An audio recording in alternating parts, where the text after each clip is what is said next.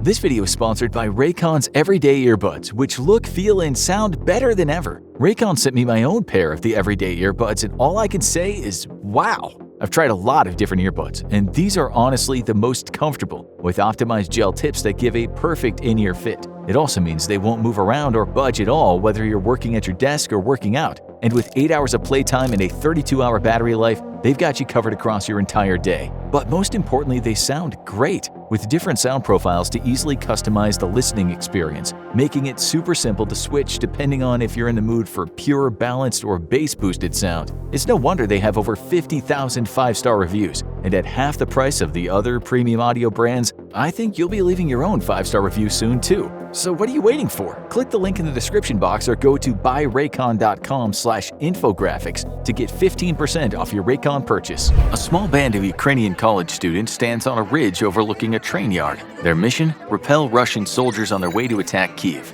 The students are vastly outnumbered, outgunned, and have almost no combat experience. Most of them will die in the conflict to come, but they're willing to lay down their lives to protect their homeland from the Russian invasion. A rifle fires. A bullet impales itself into the dirt just in front of the students. The Red Army is here. It's time to fight or lose everything. This is the first war between Russia and Ukraine, and it won't be the last. As the chaos and destruction of World War I consumes much of Europe, the Russian Revolution begins. It's March 1917. Civil war has broken out in St. Petersburg. The Russian monarchy is overthrown, and for the first time in history, a communist state is born.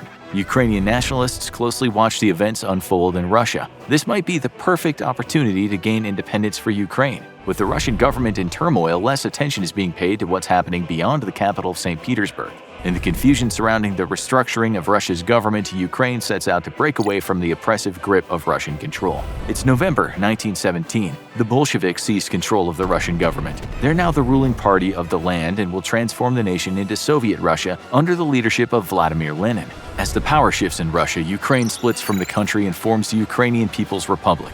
The newly independent Ukraine hopes their succession will fly under the radar, as the Bolsheviks have plenty of other things to deal with at home. However, this is not the case. By December of 1917, Russia is amassing forces at the Ukrainian border and preparing to invade. Something eerily similar to the events that are unfolding in modern times. It appears that Ukraine is just too important for the Bolsheviks to let go without a fight. Although many Ukrainians want independence from Russia, there are Ukrainian Bolsheviks who want to remain a part of the motherland. They send word to St. Petersburg of what's happening in the region and ask for assistance in squashing the dreams of those who want an independent Ukraine. The leaders of the newly formed Ukrainian People's Republic double down on their plans for freedom and sever all ties to Russia. On January 22, 1918, the Central Council of Ukraine, also called Central Rada, formally declares its independence from Russia to the world. Obviously, the sovereignty of the Ukrainian People's Republic is not recognized by the Soviet government. Instead, they'll make the Ukrainians pay for even thinking about trying to leave their rule. Russia is about to invade Ukraine for the first time in history. The Ukrainian People's Army is the main force standing in the way of the Red Army, which has been set to take back the territory for their Soviet overlords. It's mostly made up of volunteers and former soldiers who fought for Russia in previous wars but now want their independence. The Ukrainian People's Army lacks experienced leaders, which will make repelling the wave of Red Army soldiers about to crash through their country very difficult. By the end of January, Russian soldiers have taken Kharkiv and Poltava, as well as much of eastern Ukraine. There's very little resistance in this part of the country, as many people consider themselves Bolsheviks and welcome the Red Army with open arms. It's the peoples unified in Kyiv and the southern part of the country who oppose the fiercest opposition to the Russian troops. However, in order to reach the capital of Ukraine, Russian forces must get past a group of students who have entrenched themselves in the Red Army's path to give their allies enough time to mount a defense in Kyiv. Time and numbers are not on the students' side, but they will hold the line or die trying. There's word the Red Army is headed towards Kruty railway station in a small town just outside of Kyiv. It's here that the students from St. Volodymyr Kyiv University and the Ukrainian People's University decide to band together and make a stand against the invading Russian forces. As the college students gather to discuss their strategy, a number of high schoolers run up and ask them how they can help. The older students look at one another nervously. They know there's a good chance none of them will make it out of the coming conflict alive, but they need all the help they can get and take the high schoolers with them to defend the train station. Almost no one in the volunteer unit has ever fought in a war before, but they make up for their lack lack of experience with national pride and dedication. The students aren't afraid, but they also know their situation is dire. The smoke from the Red Army's advance can be seen in the distance. The students' hearts beat heavy in their chests as they come up with a plan to slow the Russians' advance. They begin preparing for the battle by digging trenches along the ridgeline that overlooks the rail station. It's a good place to make a stand and provides the students with a slight tactical advantage. As they prepare for battle, there's movement in the trees. It seems as if the Red Army's gotten to Kruti faster than expected. The students scramble to grab their rifles. They dive into the trenches and behind rail cars, prepared to fight to the death. Out of the tree line comes a surprise. It's not the Red Army, but students from another school. A group of young men from the Khmelnytsky Cadet School and a number of Free Cossacks heard of the daring defense that the students were mounting and wanted to join their ranks. Everyone is thankful to have more help, as they know this will be an uphill battle. Every rifle will make a difference. Their ragtag force of young untrained soldiers consists of around 400 to 600 troops, almost all of them students. They continue their work of digging in and constructing defenses. Word reaches the students that the Russian force is around 4,000 men, 10 times what they've gathered at the train yard. To make matters worse, the students have a limited supply of ammunition and many have never shot a rifle in their life. The situation is looking more and more dire by the moment. Those with military experience train the younger students as quickly as possible, but it might be too late. On January 28th, the reconnaissance mission reveals that the Red Army is almost at the volunteer battalion's doorstep. Captain D. Nosenko has been put in charge of the group of young men. He has his students hide among the armored train cars. Riflemen are deployed in 2 trenches that were dug along the railway embankment. A battalion that's completely made up of students, led by Captain Omelshenko, is positioned on the left side of the train yard. They are less experienced, and this location could keep them out of harm's way if the Ukrainians can't hold the railway station.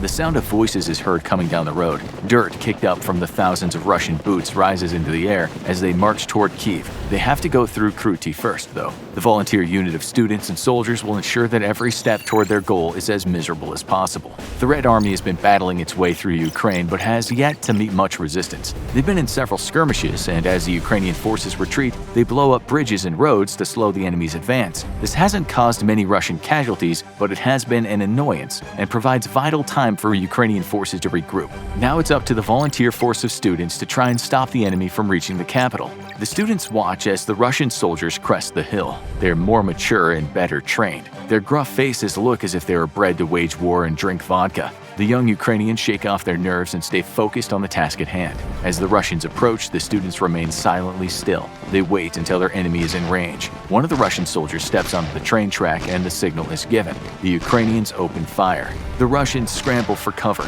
Many get picked off in the chaos that unfolds. The Bolshevik soldiers were not prepared for the ambush. They thought the Ukrainians had retreated all the way back to Kyiv and that they'd not meet resistance until they reached the city. Eventually, the Russian soldiers regroup and return fire. They have no idea they're facing a bunch of students without any military training, but it doesn't seem to matter as their lack of experience is not apparent in the heat of battle. Russian soldiers are falling left and right. There are no trenches on their side of the battlefield to hide in. The Ukrainians are in excellent position despite being outnumbered. Rifles continue to fire as smoke from spent shells fills the air. Russian blood soaks into the ground, turning the railroad yard red. But there are just too many enemy soldiers. Slowly but surely, the Russians advance forward. They push the Ukrainian soldiers out of the trenches and force them to fall back. The two sides have been going at it for 5 hours before the Russians gain the upper hand. The volunteer Ukrainian soldiers and students start taking casualties. A full retreat is ordered, but not before the Russian soldiers kill half the young men who bravely fought to hold the train yard. It seemed inevitable that the Ukrainian force would be eventually defeated as they were vastly outnumbered and outgunned,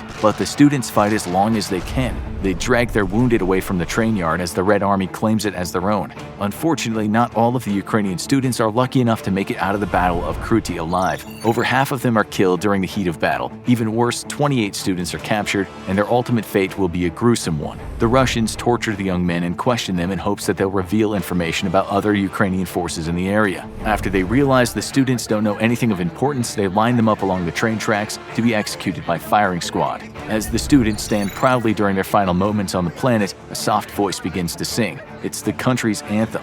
Others join in song. Their voices swell as they sing. Ukraine is not yet dead. Tears trickle down their cheeks from under their blindfolds. The Russian commander gives the order to get ready. The students sing louder. Aim. They show their defiance by standing tall. fire, the voices are silenced by the bullets of the Bolshevik guns. A week after the heroic stand by the Ukrainian students and volunteers, Russian forces enter Kyiv. They're better equipped and have superior numbers compared to the Ukrainian forces. However, the resistance continues to fight throughout the country. The people of Ukraine won't give in to the Red Army or let them take their country without a fight. Once the Russians gain control of the region, they quickly try to suppress news from spreading about the students at Kruty and how bravely they fought. But the story gets out anyway. It spreads throughout Ukraine and serves as a battle cry for many as they fight against the Red Army.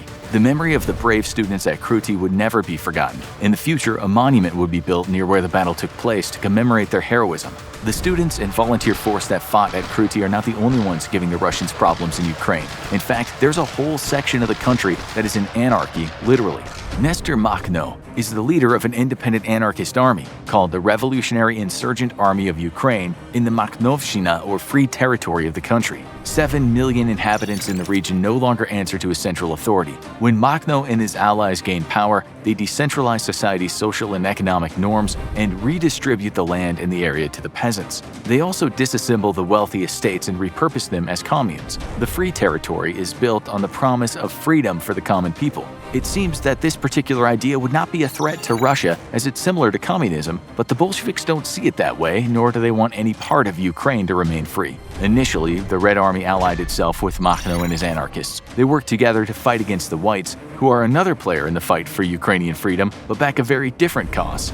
The White Army is composed of people with many different ideas and belief systems. What unifies them is their desire to crush communism. The Whites currently have one main goal: make sure that Ukraine does not fall to communist Russia. The anarchists take communism to the extreme and believe that true communism is only possible if there is no central state. On the other hand, the Bolsheviks maintain communism must be controlled by the state itself. The Whites want to see both factions destroyed. This leads the Red Army and Revolutionary Insurgent Army of Ukraine to team up and work together to defeat the Whites.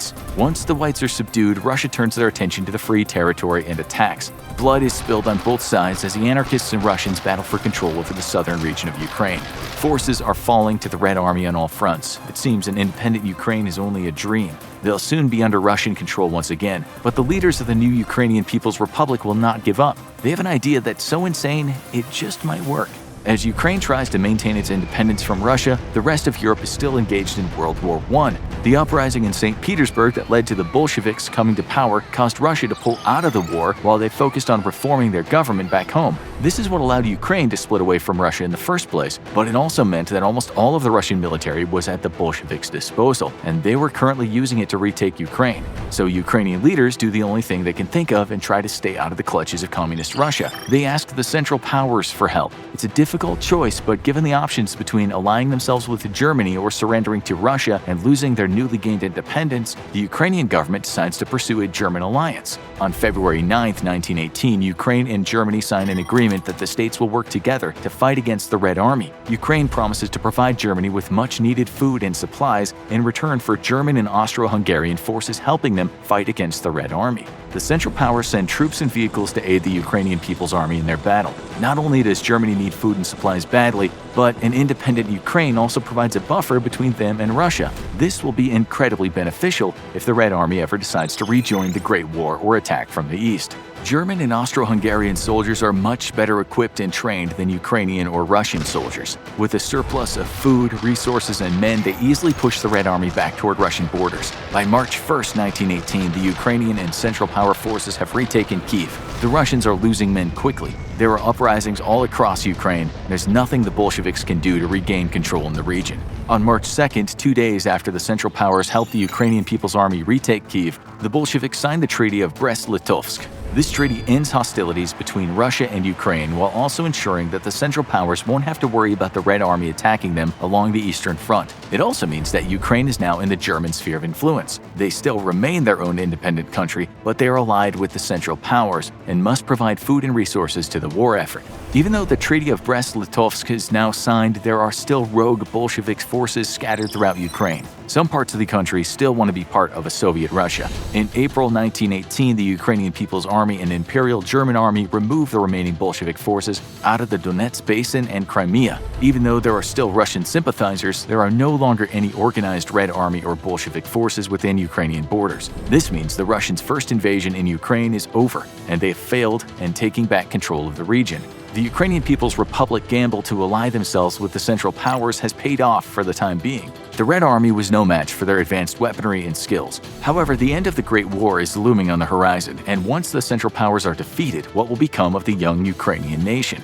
Not everyone in Ukraine is happy with the alliance with Germany and the other Central Powers. Peasant militias start to wreak havoc across eastern Ukraine in the months following the alliance. They're known as the Green Armies, and their main desire is to be independent from all other governing bodies. This includes Russia, Ukraine, and Germany. At the same time, the anarchist groups in the south start to cause problems for the Ukrainian government now that the Red Army's been defeated. The anarchists do not want to be under Russian control, but they want to be under German control even less. Nothing threatens their way of life more than a monarchy.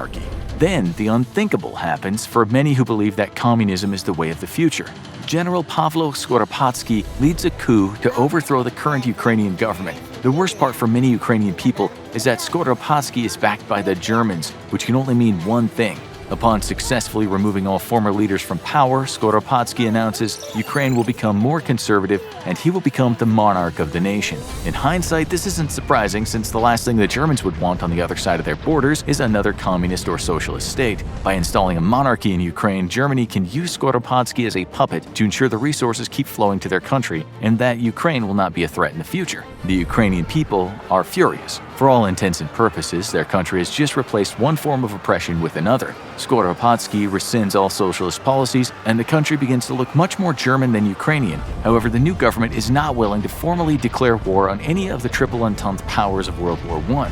Instead, Skoropadsky's policies aim to bring wealth into Ukraine in a rather sneaky and unconventional way. He creates a safe haven in the country for members of the Russian upper and middle classes. As the wealthy flee the Bolshevik government in Russia, Skoropadsky's government welcomes them with open arms. He likely hopes that they'll bring some of their wealth with them, and he'll be able to form strong and lucrative relationships by helping wealthy Russians stay safe from their communist enemies in their former homeland. Skoropadsky even tries recruiting former Russian soldiers and officers into his ranks. He knows they're more experienced than most when it comes to warfare, and the fact that he was formerly a Russian general himself means he has some pull with the men. He doesn't want to make Ukraine into a new Russia, but he does want to create a powerful military to defend his borders from any future attacks. Unfortunately for Skoropadsky and his supporters, in November of 1918, World War I comes to an end. Germany and its allies are defeated. Without the support of the German army, Skoropadsky knows he'll quickly lose power and will likely be killed for installing himself as a monarch over Ukraine.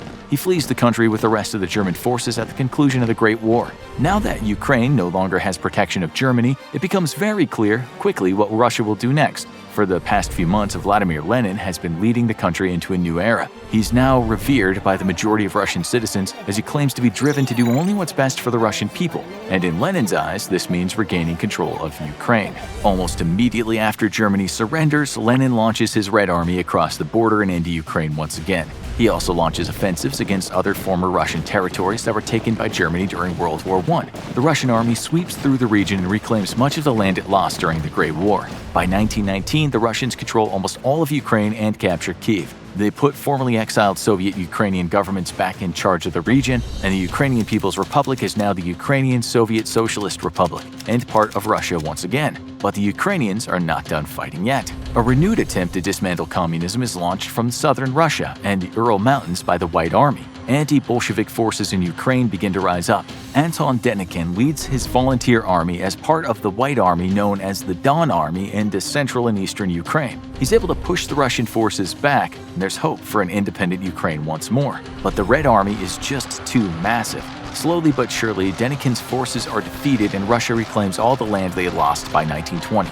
After the rebellious forces in Ukraine are dealt with, the Red Army turns its attention toward the Whites. They ruthlessly slaughter any forces that stand in their way. To ensure there are no more surprises, the Red Army eliminates anyone even suspected of cooperating with the Whites or anti-communist forces. At this point, you're either a devout believer in communist Russia or you are killed. People in Ukraine still dream of their independence, but as the years progress, any hope of reclaiming their country from Russia fades away. The Soviet Union becomes stronger and stronger. World War II breaks out, followed by the Cold War. From 1919 until 1991, Russia exerted its oppressive rule over Ukraine. Then, on August 24, 1991, Ukraine regained its independence for the first time in over 70 years. Just over 30 years later, the Russian threat returned. It never really had gone away, but was just lying in wait across the border. Just like in 1918, the Ukrainians are battling Russia for their freedom. Just like in 1918, Ukraine is seeking help from other countries to fight off the Russian invasion.